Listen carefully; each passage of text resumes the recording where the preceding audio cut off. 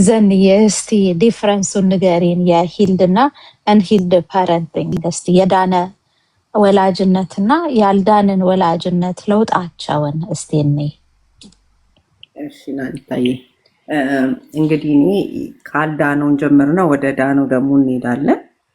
ያልዳነ ብዬ የምለው ፓረንት አንደኛ ነገር ስሜቱን አይቆጣጠርም፣ ልጆቹን ጊዜ ሰጥቶ ስሜታቸውን አያዳምጥም። ሲቀጥል ልጆቹ ስሜታቸውንም ራሱ ለመግለጽ በሚሞክሩበት ሰዓት ለማፈን ይሯሯጣል። ዝም በል አሁን የሚያለቅስ ልጅም ከሆነ ቶሎ ፍን ለማድረግ ነው፣ ወይ ቅሬታ የሚያሰማም ከሆነ እንደዛው እና ስሜት ካለመቆጣጠሩ የተነሳ እንግዲህ ወደ ዱላ የሚሄድ ወደ ቁጣ ወደ እርግማን የሚሄድ አይነት ወላጅ፣ ከዛ እንደተባባል ነው ደግሞ ፍቅርን መግለጽ የማይችል ለልጆቹ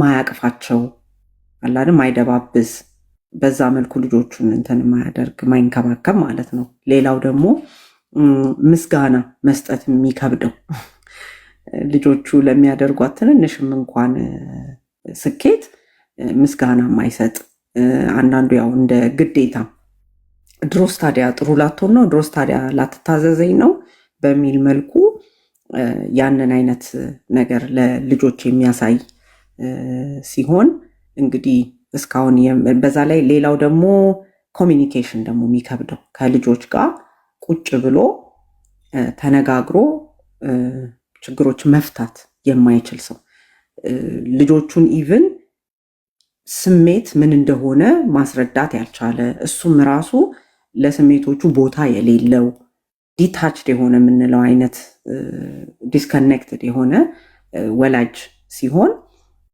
አይ ቲንክ በዚህ አይነት መልኩ ይገለጻል ብዬ አስባለሁ። ደግሞ ድኗል ብዬ የምለው ወላጅ ደግሞ በተቃራኒው ማለት ነው፣ በመጀመሪያ ነገር የራሱን ስሜት መግራት ይችላል። ይህን ስል ልጆች በጣም እኛን ሊፈትኑ የተሰጡን ጥሩ መፈተኛዎቻችን ናቸው ብዬ እላለሁ። ግን እንደዚህ አይነት ራሱ ላይ የሰራ ወላጅ ቶሎ ንዴት አያጠቃውም። ምንድን ነው ሀፕን ያደረገው እስቲና ቁጭ በልና እንነጋገር ብሎ ቁጭ አድርጎ ከልጁ ጋር ለመነጋገር ኢቨን ህፃንም እንኳን ቢሆን በትክክል ልጁ ቅድሚያ የልጁ ስሜት መቅደም እንዳለበት ተረድቶ የራሱን ስሜት አረጋግቶ ወደ ጎን አድርጎ ከልጁ ጋር በዛ ሰዓት ላይ ለህፃኑ ልጅ በሚመጥን መልኩ ችግሩን ይፈታል ማለት ነው።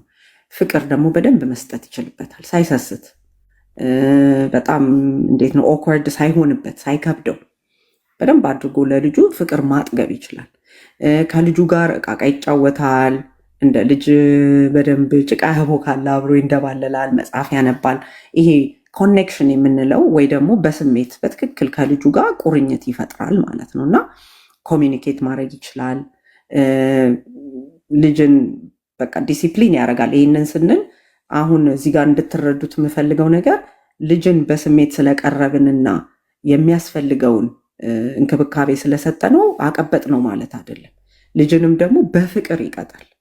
ዩሲ አሁን ያኛው ትንሽ ጭካኔ የተሞላበት ነው የሚሆነው ብዬ ነው የማስበው እና አንዳንዴ እንደውም በሌላ ነገሮች የተናደድንበትን ሁሉ እዚህ ጋር አምጥተን ልጃችን ላይ የመወጣት አይነት ነገር አለ እና ያ እንዳይሆን ይሄኛው ጤናማው የሆነው ወላጅ በደንብ አድርጎ በፍቅር ልጁን መቅጣት ይችልበታል እና አይ ቲንክ በዚህ መልኩ ይገለጻል ብዬ አስባለሁ። ናኒታይ የዳኑት ደግሞ ምንድነው ቁጭ ብሎ በመነጋገር የሚያምኑ ከዛ ልጆቻቸውን መምራት የሚችሉ የሚመሯቸው፣ ከዛ ደግሞ እላፊ እንኳን ቢመጡ ልጆቹ ያንን እላፊ በተከባበረ ሁኔታ ማሳለፍ የሚችሉ፣ ቅጣታቸውም ደግሞ ልጁ ላይ በጣም እንደ ሸክም ሳይሆን የሚሆንበት እንደሚማርበት አድርገው መቅጣት የሚችሉ ወላጆች ይሆናሉ ማለት ነው አይደል? ይሄንን ከተባባልን እስቲ እንግዲህ እንዴት ነው አሁን ከዛ ካልዳነ ህይወት ወደ ዳነው መምጣት የምንችለው? ዘንዬ አሁን ደግሞ ከዛ ካልዳነው ነገር ወደ ዳነው እንምጣ ስንል አንደኛ እና በጣም መሰረታዊ ነገር ችግር እንዳለብን ማወቅ አይደለ? ማወቅ እሱንም እንዴት ነው የምናውቀው ብንል ኦፍኮርስ እንደዚህ አይነት ቦታዎች ላይ እየመጣን ወይ ደግሞ ፖድካስቶች አሉ አይደለ? ስለ ልጅ አስተዳደግ የሚናገሩ መጽሐፎችም ይኖራሉ። መጀመሪያ ነገር ራሳችንን መገምገም፣ እንዴት ነው እኔ ካደግኩበት ከመጣሁበት አንጻር ልጆቼን አሁን እንዴት እያሳደግኩ ነው? እንዴትስ ነኝ እንደ ወላጅ? ኤስፔሻሊ ልጆቻችን እድሜያቸው የደረሰ እኮ ከሆነ ለንግግሩም ቁጭ አድርገን ልጆቻችንን ብንጠይቅ ከልጆቻችን የተሻለ ሊገመግመን የሚችል በዚህ ዓለም ላይ አለ ብዬ አላስብም እንደ ወላጅ። ሜቢ ሌላ ሰው አንቺ እኮ በጣም አንደኛ ወላጅ ነሽ የሚሉን ሆነን አዋቂዎች፣ ልጆቻችን ግን ኖ ይሄ ጉድለት አለብሽ፣ አታዳምጪንም፣ ወይ ደግሞ ቶሎ ብለሽ ወደ ቁጣው ትሄጃለሽ፣ ይህንን ፍቅር አጉድለሻል ምናምን የሚሉ ነገሮችን ሊያነሱ ይችላሉ እንደ ምሳሌ ማለት ነው። እና ልጆቻችንን ብናዳምጥ ብዙ ነገር ከነሱ እናገኛለን። መጀመሪያ አዌርነስ ነው የሚያስፈልገው፣ ማወቅ ስለ ችግራችን። ከዛ ሲቀጥል ካወቅን በኋላ ግን እናምናለን ወይ? አሁን ችግሩ ዲናያል አለ በጣም ብዙ ጊዜ እንደማየው ከሆነ። ታዲያ እኔ ምን ላርግ? የቻልኩትን ነው ማረገው።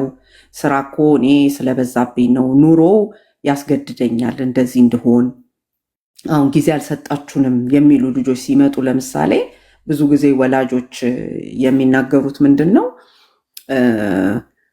እኔ እኮ ያው ለአንተ የተሻለ ነገር እሰጣለሁ ብዬ የተሻለ ኑሮ እሰጣለሁ ብዬ በጣም ብዙ መስራት ስለነበረብኝ ነው ጊዜ ያልሰጠውክ።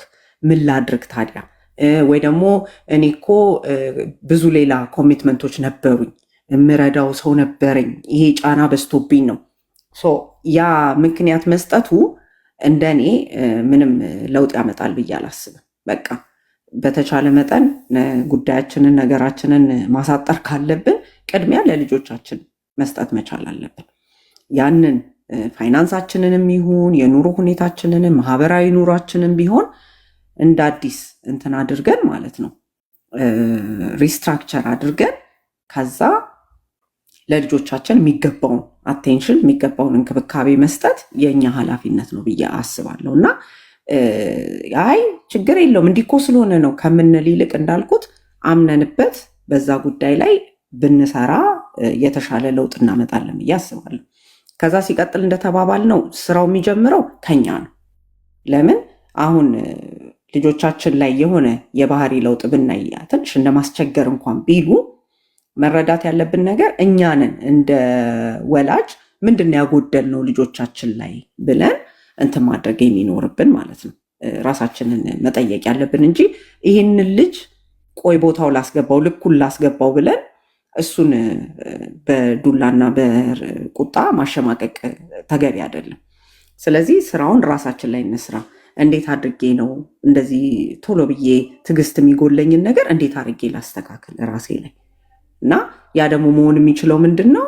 ልክ ልጁ ሲያጠፋ እኛ ወዲያው ሪያክት ከማድረግ ይልቅ ስፔስ ለራሳችን እንሰጣለን። ዞር እንልና ራሳችንን አረጋግተን ተመልሰን መተን ከልጃችን ጋር ያለውን ነገር መጨረስ፣ በትንፋሽ ራሳችንን ማረጋጋት፣ በጸሎት ራሳችንን ማረጋጋት፣ እነዚህን ነገሮች ማድረግ ከኛ ይጠበቃል ማለት ነው። እና ቀስ እያልን ደግሞ ኢትስ ፕሮሰስ። ስለዚህ ተስፋ ሳንቆርጥ እንሞክር እላለሁ። በጣም ቴንኪው ዘንዬ፣ ብዙዎቹን በደንብ ብለሻቸዋል።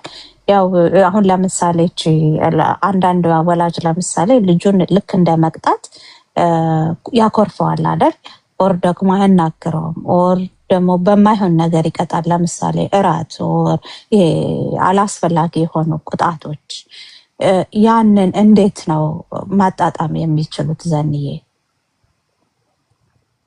በትክክል አሁን እንዳልኩሽ ያው ወላጅ ላይ አይደል የሚሰራው። ስለዚህ ትክክል ወላጅ ራሱ ገብቶሻል። ያንን ኩርፊያ ወይ ደግሞ የሆነ ማኒፑሌሽን ማድረግ ሲፈልግ ልጅ መገረፍ የለበትም ይጎዳዋል በእንደዚህ አይነት መልኩ ብላ ስታወራ፣ በዛ ላይ ደግሞ እኛ እነሱን ጸጥ የምናስብለው ብዙ ጊዜ የራሳችንን ምቾት ለመጠበቅ እንደሆነ ሲገባኝ አምላክ አሃ ለካ እስከዛሬ ድረስ የማደርገው ነገር በሙሉ ትክክል አይደለም። ልጆቼን እኔ ባደግኩበት መንገድ ስላሳደግኩኝ ትክክል ነው ማለት አይደለም ብዬ ራሴ ላይ ግምገማ ማድረግ። እንግዲህ በጣም ልጆች ናቸው የዛኔ ሜቢ እኔ እንጃ ሁለተኛዋ 3 ዓመቷ ያችኛዋ 7 ዓመት ማነው 6 ዓመቷ እንደዚህ ቢሆኑ ለመጀመሪያ ጊዜ ኮንሴፕቱ ሲገባኝ ማለት ነው። እና ከዛ ጊዜ ጀምሮ ግን የሚገርምሽ ነገር በቃ ያቺ ተጫረቻች ጥያቄ አሃ ስለዚህ እኔ የማውቀው መንገድ ትክክል ላይሆን ይችላል። አየሽ አሁን ራሱ ላይሆን ይችላል ማለት በራሱ ትልቅ እንትን ነው ብዬ አስባለሁ። እና በዛ መልኩ ቀስ እያልኩኝ ምቱ ኢሚዲየትሊ አልቆም። ለምን ወደኋላ ተመልሼ የምማሰብ ጀመርኩ። እንደ እኔ እኮ ስገረፍ ግን ደስ አይለኝም ነበር፣ አልወደውም ነበር። ያ ስሜት ሲቆጡኝም አልወደውም ነበር የሚለው ስሜት መጣ።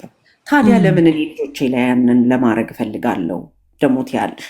ስለዚህ ቀስ እያልሽ ኤቭሪዴይ ዩ ትራይ። እንግዲህ እኔ በዚህ መልኩ ነው አፕሮች ያደረኩት። እስቲ ናኔታ